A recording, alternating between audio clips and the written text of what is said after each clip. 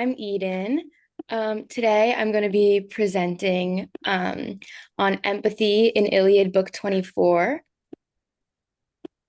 So today I'm going to speak about the human achievement of a godlike moral perspective.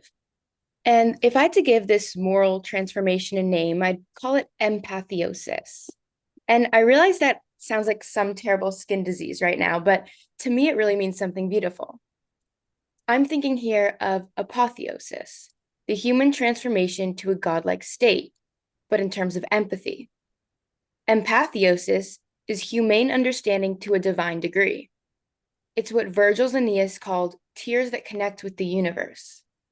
Yet, empathiosis is that rare concept that is not only beautiful, but useful. So I believe that this old notion can sharpen our own current awareness of empathy, an elusive idea that is easier praised than implemented or understood. The Oxford English Dictionary defines empathy as the ability to understand and appreciate another person's feelings, experiences, etc. That ultimate hedging, etc., unusual for the OED, reflects a long-standing lack of consensus on empathy's components, processes, and outcomes.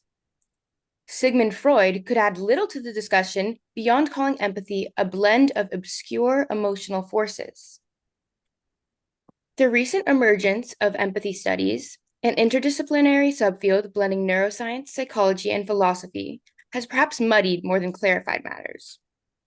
Moral philosophers today regret that empathy has now been mixed up with technology, morality, and even politics, creating a conceptual confusion that is surmountable only by returning to the original meaning of empathy, if we could but know it.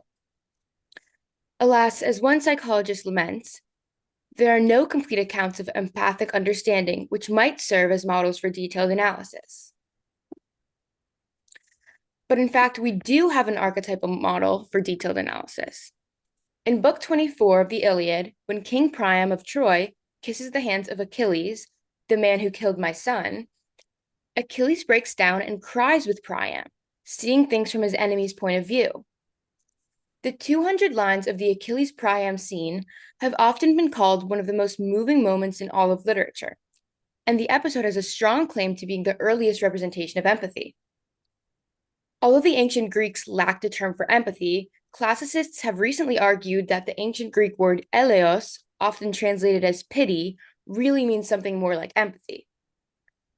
Priam's supplication of Aeneas, in any case, provides a model that is empathic, early, and detailed. So what then might a study of this episode tell us about the psychodynamics of humane understanding?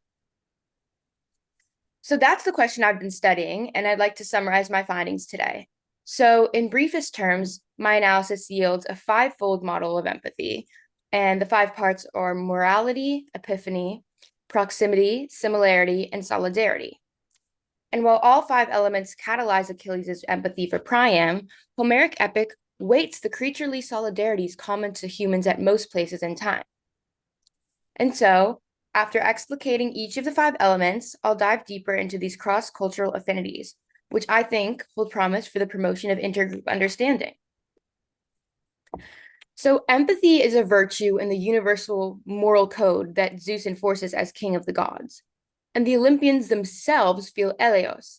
And compared to humans, who empathize only with family and close friends, the gods have empathic superpowers. They can understand and appreciate mortals' feelings because they know everything. The gods not only empathize with humans, but love those on both sides of a war in which the gods themselves take sides. They especially find the violation of funeral rites offensive because it shows a lack of empathy for the feelings of the deceased family and friends. When Achilles desecrates the corpse of Hector and denies him burial, moral outrage prompts the gods to intervene. The resulting change in Achilles is remarkable, because for most of the poem, he's been a merciless man. When his king, Agamemnon, offends him, Achilles shows a deadly lack of pity for his own people. And after Hector kills his best friend Patroclus, Achilles goes berserk. By taunting those he kills and refusing them burial, by cutting the throats of 12 Trojan children, by abusing Hector's corpse and wishing even to eat him raw, Achilles puts himself outside human culture. He's like some inhuman being with no decency in his art, for there's no feeling in him, not even a little. So dehumanized is Achilles that he can be swayed only by a trumping principle, such as the appearance of a god. In due course, a god appears. This is Apollo, a divinity concerned especially with things which induce or require empathy. He's the god of poetry and music, moral law, the telling of stories, the making of cities, and the healing of souls. Seeing Achilles drag Hector's body around the walls of Troy from the back of a chariot, Apollo is moved with compassion. He protects the corpse from harm, covering it with a magic shield, and implores the other gods to intervene, indicting Achilles as a prosecutor.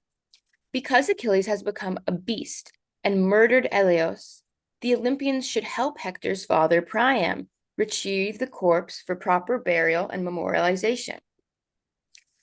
Zeus hatches a plan to do just that.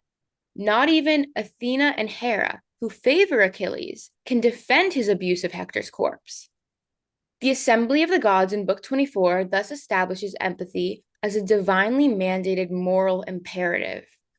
But for humans to actually empathize with each other, it's not enough for empathy to just be right in general. Humans must also see that it's right to empathize with a particular person in a particular case. This brings us to the second principal aspect of Homeric empathy, epiphany. The Achilles-Priam meeting is arranged through the epiphanies of the divine will, conveyed by Iris, a personification of the rainbow. At Zeus's behest, Iris launches a double action, which will bring together Achilles and Priam. For empathy to occur, in other words, both parties must be summoned to it by the angels of their better nature. At first, epiphany is triggered when Iris discloses Zeus's will to Achilles' goddess mother, Thetis. Because her son is doomed to a short if glorious life, Thetis is grieving in a grotto beneath the sea. Prefiguring the influence that parenthood will have in creating empathy, Thetis appears to Achilles and tells him he must return Hector's corpse to his parents. Achilles instantly agrees, but does not yet feel empathy, so something more is needed. A second epiphany comes when Iris visits Priam. He too grieves because he cannot bury his son. This scene models empathy in two key ways. First, Iris says that Zeus feels eleos for you, anticipating an insight of later moral philosophers, namely that one who suffers will crave others' empathy. Second, an instruction to soften Achilles' heart with gifts embeds empathy in a semaphore of social cues. A final epiphany occurs before Priam travels to the enemy camp when he prays to find Eleos there. The object of empathy must be vulnerable, but cannot display that weakness without some reason to hope. Zeus gives Priam that reason in a bird of omen, affirming that a mission to Achilles will succeed. As psychologists know, empathy occurs most readily when people meet face to face. The ancients, too, understood this. Aristotle noted that eleos presupposes proximity. Yet proximity is a fraught part of the process, because people who do not empathize with each other will try to avoid contact. For that reason, empathizing in the present means getting over the past. Approaching the enemy camp, Priam must pass the sema, or tomb, of his grandfather Ilus, the founder of Troy. To ransom his son, Priam must literally get past the past. Achilles, likewise, must stop mourning his dead friend Patroclus, whose name means he who has the glory of the ancestors. As other episodes in Homeric poetry indicate, for instance, Odysseus' encounters in Hades and with the Sirens, a desire to live in the past correlates to death. Recognizing the difficulty of what Priam does, Zeus sends help.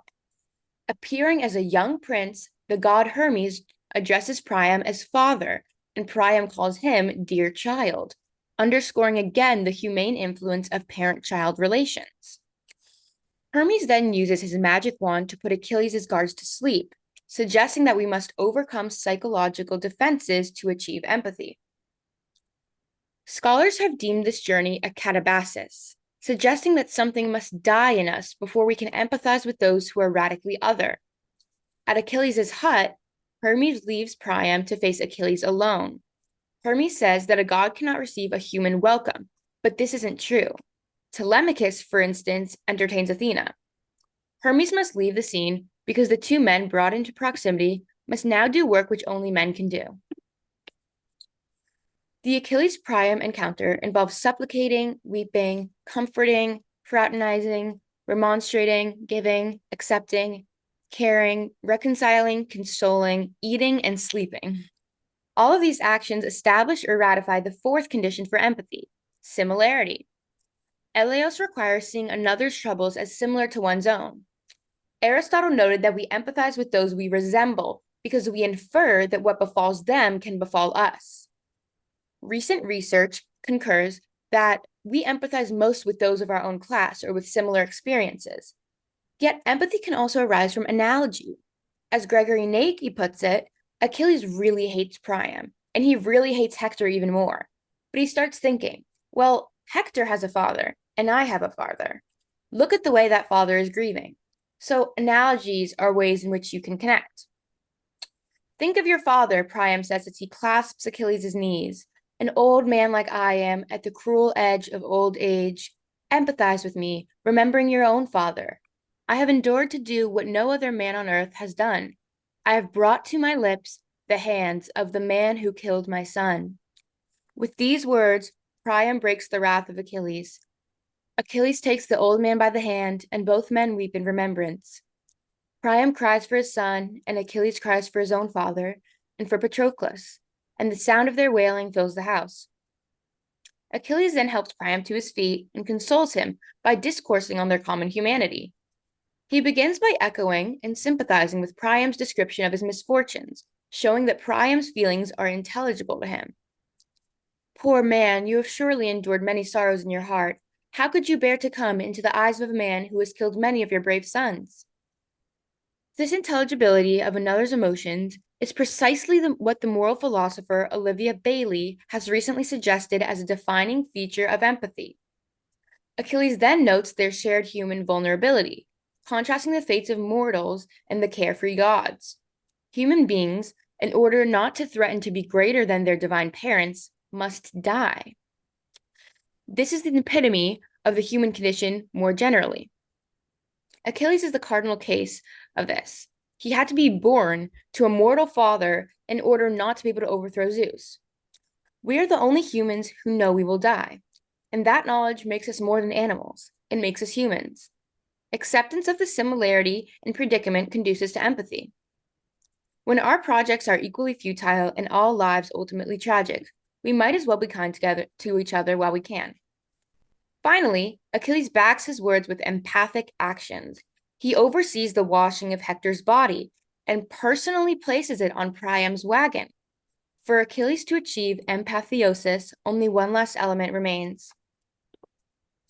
Achilles cooks Priam a meal.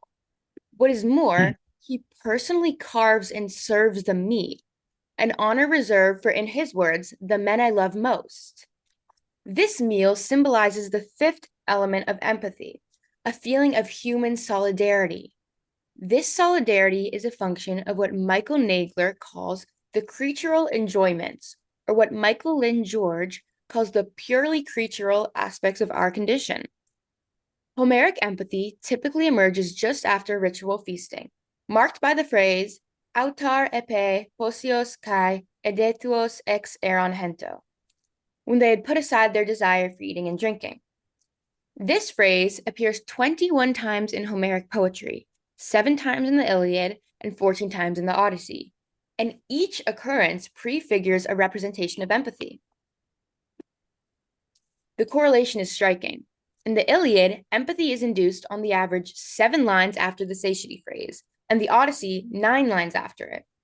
An example is in Iliad 9, where after sharing a meal with Ajax, Achilles nearly accedes to his plea for moderation, saying, "All that you have said seems much after my own feeling." For Homeric humans, the quickest way to a kind heart is through the stomach. Eating cooked meat is further a signature of our common humanity, since animals eat but do not cook. As Nagy says, table manners are a good way of conceptualizing cosmic order. Or, as the Ithacan herald Medon says in the Odyssey, there is much to be said for a meal at the right time. The archaic Greeks and their gods knew that a shared meal induces empathy, something neuroscience only proved 7 years ago. And so, just one line after they put aside their desire for eating and drinking, Achilles and Priam seal their solidarity with stares of mutual wonder. The empathiosis is complete. The two men view each other as Hephaestus promised that mortals would view the shield of Achilles, as if they are products of divine art. The analogy is apt.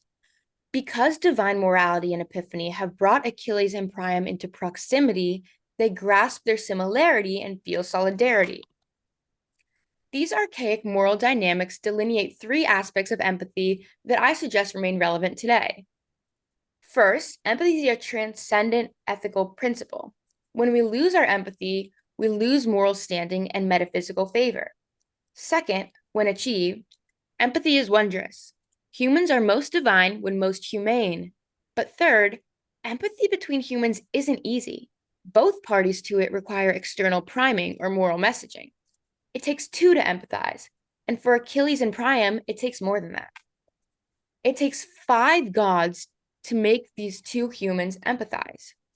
If we take Millet-Geifman's formulation and see divine attributes as visual epithets, then the empathiosis of Achilles involves a bow and a lyre, a rainbow, silver feet, gold sandals, a magic staff with 2 snakes curled around it, and all the superpowers those attributes imply. The Olympians are working together like the Justice League. This is a heavy lift. But why shouldn't it be? If we accept the views of Simone Weil, Cedric Whitman, and others on Iliad 24, the gods are bringing a new moral order to man. These bloodthirsty warriors have been taunting their victims as they send them down to Hades, dragging their corpses through the dirt. And now they're weeping together and cooking each other dinner? Morris Finley, Gregory Nagy, and others have suggested that the moral revolution in Achilles Priam's scene is so profound that it will take another epic, the Odyssey, to work out the implications. Perhaps we have not worked out the implications even now. I'm especially interested in how the meta-ethics of empathy in Iliad 24 might bear on our own society's efforts to improve intergroup understanding. In that connection, I'll spotlight one point for possible further study. What can we make of the Homeric connection between eating and empathy? It seems plain that equality in feasting could have addressed social anxieties in diverse ancient communities. Is there a lesson here that we can apply today? For instance, could some part of the $15 billion which our institutions spend annually on diversity training be productively allocated by today's Olympians, our corporate executives, to give people from different backgrounds money to just go out and share a meal? Since I'm an emerging classicist, the potential relevance of Homeric poetry to our own times excites me. Yet, any neo-Homeric model of empathy must bridge some archaic concepts whose contemporary relevance is not self-relevant. One is the model of human behavior, which Iliad 24 implies. Today, we often model human agency with reference to external struggles, such as economic interests or systemic racism. The role we ascribe to outside forces was attributed by Homer's contemporaries to the gods of Greek mythology, as Simone Weil noted. But why and how the Olympians engineer human empathy raises an interesting final point. The gods are necessary, but not sufficient. Even if they lead Achilles to his empathiosis, it is still Achilles who must realize his humanity in becoming humane. But as so often in life, the hardest part of any hard thing is just getting started. In this sense, divine intervention in Iliad 24 supplies what Ralph Waldo Emerson called our chief lack in life, somebody who shall make us do what we can. Thank you. All right, thank you so much. That's a fantastic and very inspiring presentation.